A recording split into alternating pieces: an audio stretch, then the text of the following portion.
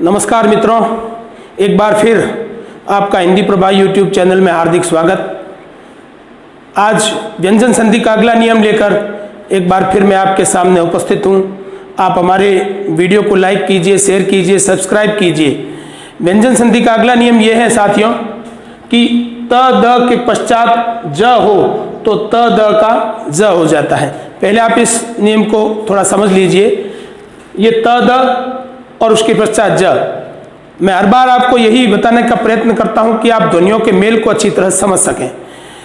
त द के पश्चात ज का मतलब यह है कि पहले शब्द की अंतिम ध्वनि सदैव त द में से कोई एक होगी और वो ध्वनि सदैव हलंत होगी। जैसा कि परिभाषा में लिखा हुआ है, त द इनके नीचे हलंत का चिन्ह किया हुआ है। हलंत का मतलब होता है स्वर रहित, जिसमें स्वर न हो। त द के पश्चात ज हो, ये ज हलंत भी हो सकता है और ज स्वर सहित यानी कि पूर्ण भी हो सकता है। हो तो त द का ज हो जाता है। यहां थोड़ा मैं इसको समझा देता हूं कि त प्लस ज हो तो इन दोनों के मेल से जो संधि बनेगी वो इस प्रकार बनेगी, यानी इस त का ज बन जाएगा और ये ज इसके पीछे है। अब यहाँ ये त हलंत है, इसलिए ये ज भी हलंत होगा। अब आप देखिए कि द के पश्चात अगर ज हो तो यहाँ पर भी जो है वो इस प्रकार से बन जाएगा, यानी त द के पश्चात ज हो तो त द का ज हो जाता है। यानी त और ज का मेल हो तो भी ज हो जाएगा, द और ज का मेल हो तो भी ज हो जाएगा। यहाँ पर त हलंत है इसलिए ज आधा हुआ, यहाँ द हलंत है इसलिए ये ज आधा हुआ।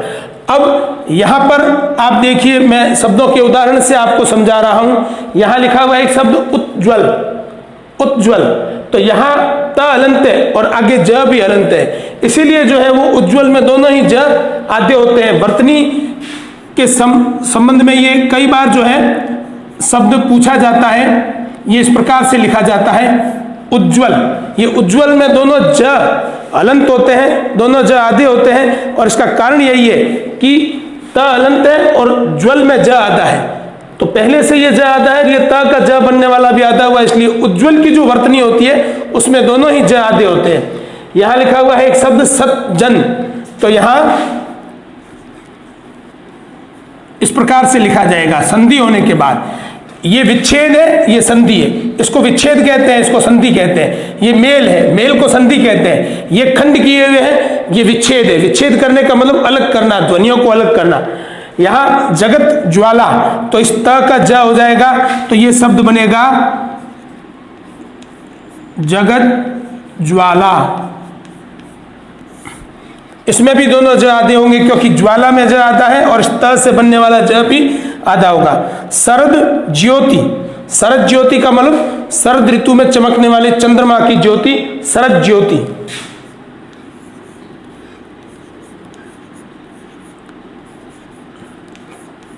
यह शब्द संधि के बाद इस प्रकार बनेगा शरद ज्योति। ये द का ज बन जाएगा, यहां द है, ज के साथ मेल होने से ये भी ज बन जाएगा और शब्द बनेगा शरद ज्योति।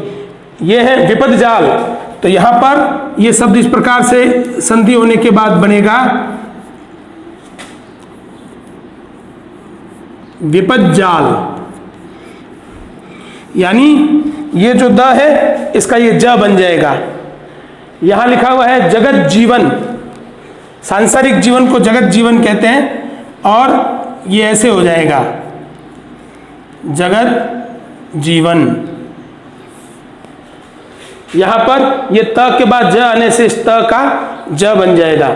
यहां है जगत जननी, तो इनका मेल करने पर, इनकी संधि करने पर जो शब्द बनेगा वो ऐसे होगा जगत जननी। जगत जननी का मतलब अंबा माता, जगदम्बा, जगत को जन्म देने वाली जगत जननी। तो इस प्रकार से इस नियम के मुताबिक ये कुछ उदाहरणों द्वारा मैंने आपको समझाया है कि त और द के बाद में अगर ज आ जाता है तो उस त और द जो शब्द के प्रारंभ की अंतिम ध्वनि, प्रारंभिक शब्द की जो अंतिम ध्वनि है वो त और द भी ज में बदल जाते हैं। अगले नियम के साथ एक बार फिर आपके सामने उपस्थित होंगे, तब तक के लिए धन्यवाद।